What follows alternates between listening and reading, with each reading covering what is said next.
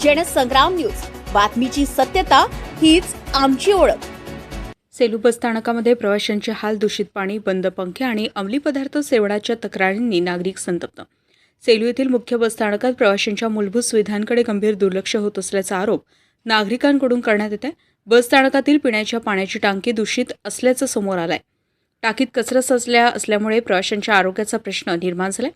याशिवाय बसस्थानकातील अनेक पंखे बंद असल्यानं वाढत्या उष्णतेत प्रवाशांना प्रचंड त्रास सहन करावा लागत आहे। काही बसेसचा स्टॉप बसस्थानकात असूनही त्या बसस्थानकात येत नसल्याची तक्रारही प्रवाशांनी केली आहे। याबाबत विचारणा केल्यास काही कर्मचारी अरेरावीची भाषा वापरत असल्याचाही आरोप करण्यात आलाय।